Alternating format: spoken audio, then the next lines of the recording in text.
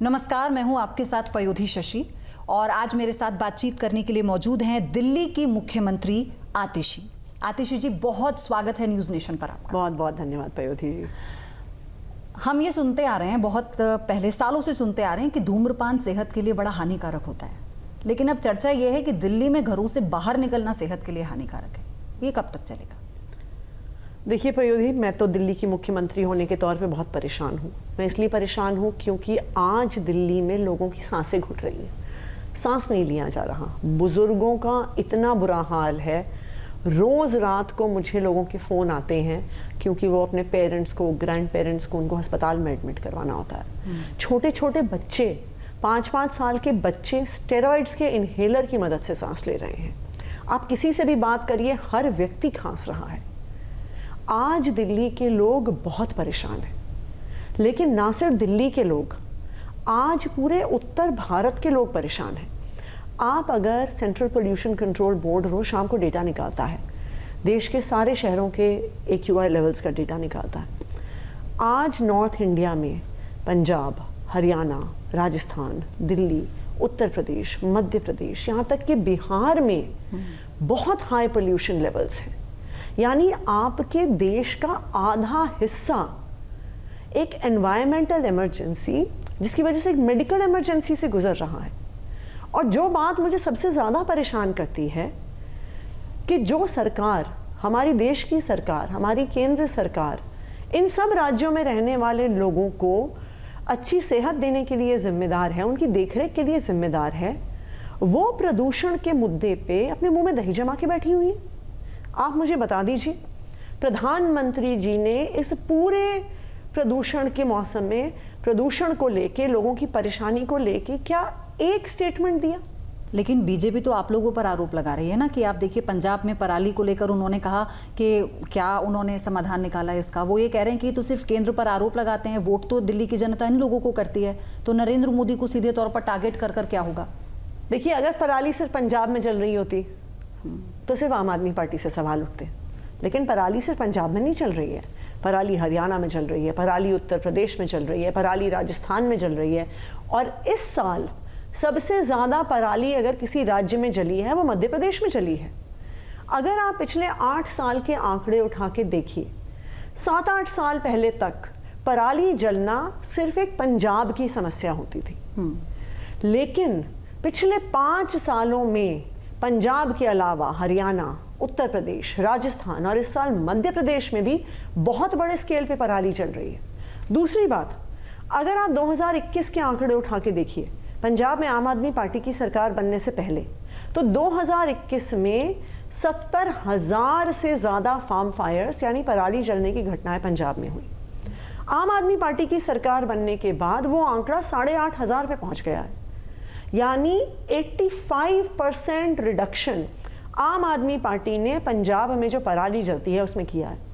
आप मुझे बता दीजिए हरियाणा में क्या हुआ है, आप मुझे बता दीजिए पंजाब, उत्तर प्रदेश में क्या हुआ है, राजस्थान में क्या हुआ है इस साल की। और ये मेरे आंकड़े नहीं है, ये केंद्र सरकार के Indian council of agricultural research के आंकड़े हैं कि अभी तक इस सीजन में 15 सितंबर से 15 नवंबर तक सबसे ज्यादा पराली पंजाब हरियाणा में नहीं चली है, सबसे ज्यादा पराली मध्य प्रदेश में चली है, जिसकी वजह से आप भोपाल, इंदौर, ग्वालियर, आज के दिन में ग्वालियर देश के 10 मोस्ट पोल्यूटेड शहरों में से है। कौन जिम्मेदार है उसके लिए? क्या ग्वालियर के प्रदूषण के लिए आम आदमी पार्टी जिम्मेदार है? क्या लखनऊ के प्रदूषण के लिए आम आदमी पार्टी जिम्मेदार है? क्या पटना में हाई पोल्यूशन लेवल्स के लिए आम आदमी पार्टी जिम्मेदार है? क्या बीकानेर में हाई पोल्यूशन लेवल्स के लिए आम आदमी पार्टी जिम्मेदार है? क्या भिवानी में हाई पोल्यूशन लेवल्स के लिए आम आदमी पार्टी जिम्मेदार है? तो देखिए, ये कह के भाग जाना कि आम आदमी पार्टी की गलती है, ये सिर्फ एक तरीका है केंद्र सरकार का, भारतीय जनता पार्टी का अपनी जिम्मेदारी से बचने का। अगर समस्या सिर्फ दिल्ली की होती, अगर समस्या सिर्फ पंजाब की होती, बिल्कुल हम जवाब देते, लेकिन ये समस्या पूरे नॉर्थ इंडिया की है। और अगर देश के आधे हिस्से में एक मेडिकल इमरजेंसी बनी हुई है तो क्यों नहीं करी केंद्र सरकार कुछ? आप कोविड का समय याद करिए, क्या कोविड के समय पे केंद्र सरकार ने कहा था दिल्ली अपना लॉकडाउन लगाए, पंजाब अपना लॉकडाउन लगाए, हरियाणा अपना लॉकडाउन लगाए, उत्तर प्रदेश अपना लॉकडाउन लगाए? क्या ऐसा हुआ था? क्या नहीं हुआ था। क्योंकि एक मेडिकल इमरजेंसी थी और उस मेडिकल इमरजेंसी में नेशनल गवर्नमेंट सामने आई। मैं ये जानना चाहती हूं कि आज जब पोल्यूशन की वजह से एक नेशनल मेडिकल इमरजेंसी हो गई है तो केंद्र सरकार सामने क्यों आ रही है? केंद्र सरकार गायब क्यों है?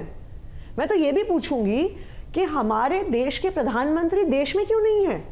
वो अपना ब्राजील का ट्रिप छोड़ के वापस क्यों नहीं आए अगर हमारे देश की जनता इतनी परेशान है? नहीं, लेकिन जो पंजाब की बात आपने कही, मैं उससे इत्तेफाक रखती हूँ कि पंजाब में जो पराली जलाने के मामले हैं वो कम हुए हैं बीते कई सालों में। और जहाँ तक मेरी जानकारी है कि 1900 जो घटनाएं थी पराली जलाने की वो लगभग 1100 तक आकर सिमटी हैं। लेकिन उससे दिल्ली के लोगों को तो कोई फ़ायदा नहीं हुआ ना आतिशी जी, क्योंकि अगर दूसरे राज्यों में भी ये घटनाएं बढ़ी हैं तो केंद्र सरकार ने कोविड के टाइम पर ये भी कहा था, क्योंकि आपने जिक्र किया इसलिए मैं आपसे कह रही हूँ, ये भी कहा था कि राज्य आपस में बातचीत करके एक समन्वय बनाए। तो क्या दिल्ली सरकार उन राज्यों से बातचीत नहीं कर रही है? आपने मध्य प्रदेश का उदाहरण दिया, आपने हरियाणा का उदाहरण दिया। देखिए प्रदीप जी, हम तो बातचीत कर रहे हैं, लेकिन केंद्र सरकार के पास पावर है। केंद्र सरकार इमरजेंसी मेजर्स लगा सकती है। केंद्र सरकार पराली जलाने के लिए, जो पराली जलना रोकने के लिए कानून लेके आ सकती है। केंद्र सरकार जो अलग अलग राज्यों में किसान पराली जला रहे हैं वो रोकने के लिए कैश इंसेंटिव्स लेके आ सकती है। वो क्यों नहीं लेके आ रही है? मध्य प्रदेश में अगर पराली जल रही है तो दिल्ली की सरकार क्या करे? हमारी तो पार्टी की सरकार नहीं है। अगर हरियाणा में पराली जल रही है तो आम आदमी पार्टी क्या करे? अगर राजस्थान में पराली जल रही है तो आम आदमी पार्टी क्या करे? हम उनसे बात कर सकते हैं, हमने करी है। हम उन्हें चिट्ठियां लिख सकते हैं, हमने लिखी हैं। लेकिन आखिरकार कुछ करने की पावर सिर्फ केंद्र सरकार के पास है। और इस साल क्या, आप तो एक बहुत सीनियर पत्रकार हैं, आप 5 साल से उठा के देख लीजिए, क्या हमारे देश के प्रधानमंत्री ने हर साल जो नॉर्थ इंडिया में पोल्यूशन होता है कभी उसके बारे में कुछ कहा है? आप पिछले 5 साल उठा के देख लीजिए, क्या केंद्र की सरकार ने एक भी नई पॉलिसी की शुरुआत करी है कि जो पराली जलती है, जो इतना प्रदूषण होता है, वो रुक जाए? नहीं करी है। लेकिन क्या सिर्फ पराली जिम्मेदार है दिल्ली में प्रदूषण को लेकर? इस समय देखिए, साल भर भी दिल्ली में प्रदूषण होता है, इस समय भी दिल्ली में प्रदूषण होता है। दिल्ली में प्रदूषण के कुछ अपने सोर्सेज हैं और कुछ बाहर से आते हैं। आज जितना हाई पोल्यूशन है उतना 2 महीने पहले तो नहीं था, उतना 4 महीने पहले तो नहीं था। तो कुछ तो बदला है 2 महीने में, 4 महीने में और अब में, जिसकी वजह से एकदम पोल्यूशन लेवल बढ़ जाता है। एक ही चीज बदली है, वो है जो बगल के राज्य हैं दिल्ली के, उसमें पराली का जलना। वरना दिल्ली में जो अपना पोल्यूशन है वो तो इनफैक्ट आप अगर आंकड़े देखने जाएंगे, दिल्ली का अपना पोल्यूशन तो कम हुआ है। जो दिल्ली के अपने सोर्सेज ऑफ पोल्यूशन है, कुछ साल पहले centre of science and environment की एक स्टडी आई थी जिसने कहा था कि दिल्ली का अपना जो सोर्स ऑफ पोल्यूशन है 25% कम हुए।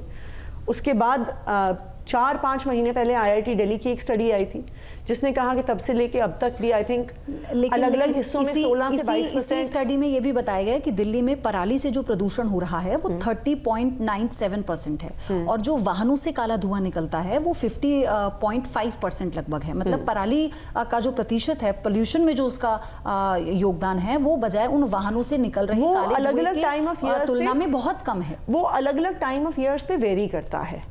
देखिए क्या है, सोर्स अपॉर्शनमेंट अलग अलग टाइम ऑफ ईयर पे अलग अलग होता है। और स्वाभाविक बात है कि मई जून के महीने में कोई पराली नहीं चलती है, तो उस समय कितना सोर्स पराली से आ रहा है, कितना दिल्ली के अपने सोर्सेज से आ रहा है, वो अलग होगा।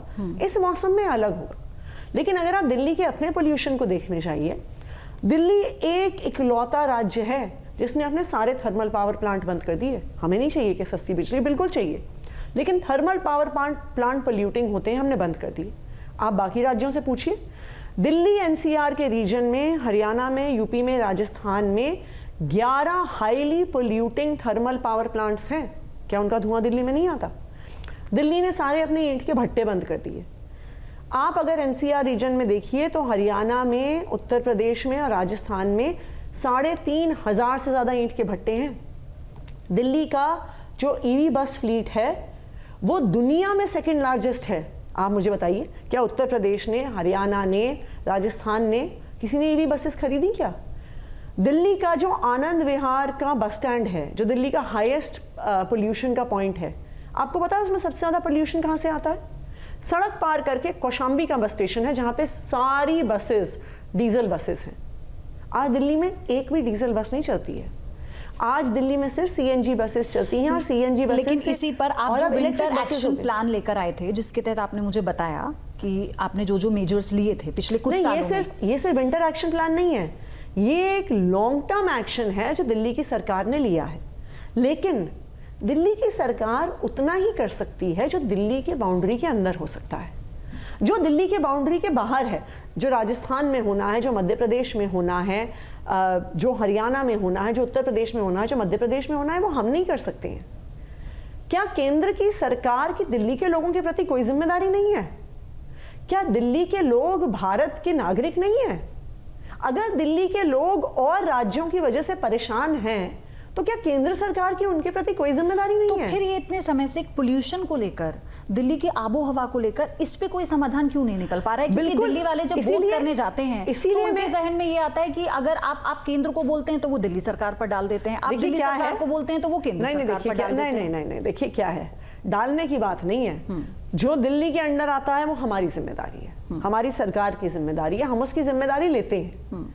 लेकिन जो मध्य प्रदेश में हो रहा है उसकी जिम्मेदारी मैं नहीं ले सकती, जो राजस्थान में हो रहा है उसकी जिम्मेदारी मैं नहीं ले सकती, जो हरियाणा में हो रहा है उसकी जिम्मेदारी मैं नहीं ले सकती, जो उत्तर प्रदेश में हो रहा है उसकी जिम्मेदारी मैं नहीं ले सकती। उसकी जिम्मेदारी केंद्र सरकार को लेनी पड़ेगी। और मैं तो इसीलिए आपको कह रही हूं, बुलाइए प्रधानमंत्री जी को, कहिए उन्हें ब्राजील से ही लाइव जुड़ जाएं आपके चैनल के साथ और पोल्यूशन के सवालों का जवाब दें। क्या किया है उन्होंने? क्या किया है उन्होंने? पूरे उत्तरी भारत के लोगों का जो दम घुट रहा है, जिनसे सांस नहीं ली जा रही है, जहां पे 5-5 साल के बच्चों को इनहेलर यूज करना पड़ रहा है, जहां पे बुजुर्गों को आईसीयू में एडमिट होना पड़ रहा है, हमारे देश के प्रधानमंत्री जी ने, हमारी देश की केंद्र सरकार ने इसको रोकने के लिए, आप एक साल छोड़िए, पिछले 5 साल में कोई एक भी कदम उठाया हो तो वो आके बताएं। लेकिन दिल्ली की जनता ये भी जानना चाहती है कि दिल्ली की महिला युवा मुख्यमंत्री क्या इंतजाम कर रही हैं उनके लिए? क्योंकि जैसा आपने शुरुआत में ही मुझे इस बारे में जानकारी दी कि कैसे बुजुर्गों से लेकर बच्चों तक को दिक्कत है, अस्पताल में लोग जा रहे हैं, बिना मास्क के लोग बाहर नहीं निकल सकते। सरकार किस तरह का इंतजाम उनके लिए कर रही है? देखिए, सबसे पहले तो मैं दिल्ली के लोगों को ये बताना चाहती हूँ कि दिल्ली सरकार जो इमरजेंसी ग्रैप मेजर्स हैं, चाहे कोई और सरकार लागू ना करे, दिल्ली सरकार बहुत सख्ती से ग्रैप के मेजर्स लागू करती है। और यही कारण है कि पिछले 3 दिन में जब से ग्रैप 4 लागू हुआ है, पोल्यूशन का लेवल कम हुआ है। जहाँ पे पोल्यूशन का लेवल 500 प्लस चल रहा था, आज दिल्ली में पोल्यूशन का जो लेवल है, AQI है, वो 416 के आसपास आ गया है। क्यों आया है? क्योंकि दिल्ली सरकार ने सख्ती से कहीं पर कंस्ट्रक्शन नहीं होने दिया है, कहीं पर डेमोलिशन नहीं होने दिया है, बहुत हैवी फाइन्स लगाए हैं। आज कोई भी सरकारी काम पूरी दिल्ली में नहीं चल रहा है, कहीं जनरेटर्स नहीं चल रहे हैं, कहीं पे पुरानी गाड़ियां नहीं चल रही हैं। दिल्ली के एंट्री पॉइंट्स पे दिल्ली के चाहे MCD के ऑफिसर्स हों, ट्रांसपोर्ट डिपार्टमेंट के ऑफिसर्स हों, पूरी रात भर दिन भर तैनात रहते हैं कि कोई भी पुराने व्हीकल्स, पोल्यूटिंग व्हीकल्स दिल्ली में ना आ सके। और इसी वजह से आज आप देखिए, वरना ऐसा थोड़ी है कि 3 दिन में कोई मौसम ही बदल गया, लेकिन 3 दिन में जब से ग्रैप 4 सख्ती से इंप्लीमेंट हुआ, क्या इसमें देरी हो गई? सुप्रीम कोर्ट को कहना पड़ा, टिप्पणी करनी पड़ी ग्रैप 4 को लेकर? देखिए, ग्रैप 3 लगना है, ग्रैप 4 लगना है, दिल्ली सरकार के हाथ में नहीं होता। ये केंद्र सरकार ने एक commission for air quality management बनाई हुई है, CAQM। उनकी जिम्मेदारी होती है पूरे NCR में कब ग्रैप 1 लागू होना है, कब ग्रैप 2, ग्रैप 3, ग्रैप 4 लागू होना है। सरकार तो अपने कदम उठा ही रही है, इमरजेंसी मेजर्स को बहुत सख्ती से लागू कर रही है। अभी आर्टिफिशियल रेन को कैसे किया जा सकता है, एग्जैक्टली मैं इसी पर आपसे जानना चाह रही थी कि जब मैंने आपसे बात की कि विंटर एक्शन प्लान जो आप लेकर आए थे, उसमें ये भी एक बहुत बड़ा मेजर था, और क्योंकि अब सर्दियों की शुरुआत हो चुकी है, तो ऐसा क्यों है कि हर साल ये सब कुछ लागू करने के बावजूद भी ये आबो हवा अभी भी ठीक नहीं हो रही? अगर आप पंजाब का एग्जाम्पल आपने मुझे दिया, आपने हरियाणा का दिया, ये तो सटे हुए राज्य हैं, यहाँ से प्रभावित हो सकता है, लेकिन जो मेजर्स हम सरकार जो अपने तौर पर उठा रही है, क्या वो इसके जरिए पोल्यूशन में कमी नहीं आ सकती? AQI कम नहीं हो सकता? अगर आप इस साल और पिछले साल के आंकड़े देखिए, तो पिछले 10 साल के कंपैरिजन में the number of good air days जो लास्ट ईयर और इस साल रहे हैं पिछले 10 साल से बहुत ज़्यादा हैं। मेरे ख्याल से 203 प्लस गुड एयर डेज 2023 में भी दिल्ली में रहे हैं, 2024 में भी दिल्ली में रहे हैं। क्यों? जो कदम दिल्ली सरकार ने उठाए हैं उसकी वजह से। लेकिन अक्टूबर नवंबर के इस मौसम में जब पूरे नॉर्थ इंडिया में दिल्ली के आसपास पराली जलती है, उसका धुआं दिल्ली में आता है। उस धुएं को रोकना, उस पराली जलने को रोकना, ये दिल्ली सरकार के हाथ में नहीं, केंद्र सरकार के हाथ में है।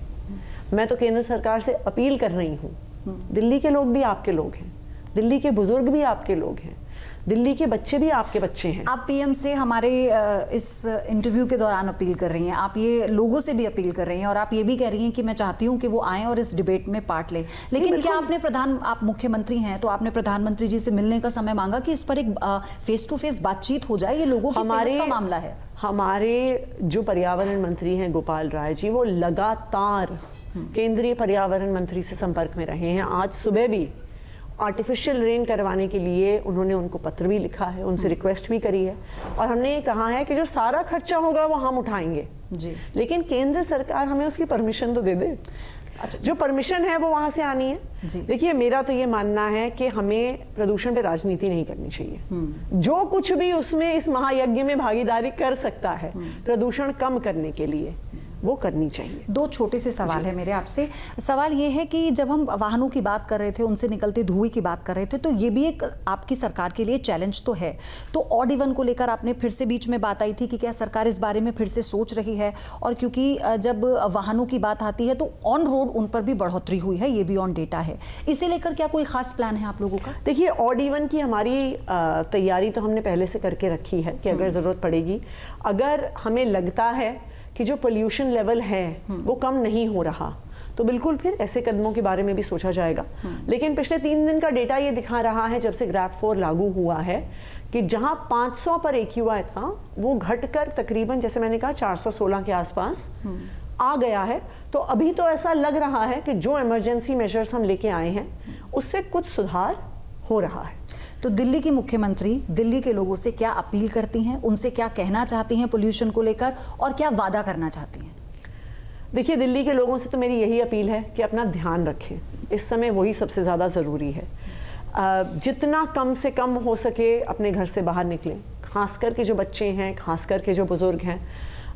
बच्चे कई बार स्कूल ना जाने की वजह से भी बाहर निकल कर खेलने लगते हैं। तो मेरी सबसे यही अपील है कि इस समय कम से कम एक्सपोजर बाहर की हवा के लिए, बच्चों के लिए और बुजुर्गों के लिए खासकर, मेरी ये अपील है।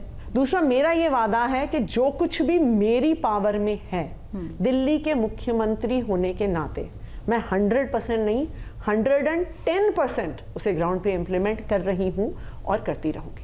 बहुत बहुत धन्यवाद आपका आतिशी जी, आप हमारे साथ जुड़ी, और हम ये पूरी उम्मीद करते हैं कि इतने सालों से लोगों को लगता है जो वादे हो रहे हैं और काम की बात आप लोग कर रहे हैं, तो वो जल्दी पूरे हों और अगले साल ऐसी हवा ना हो। बहुत बहुत धन्यवाद आपका। Thank you.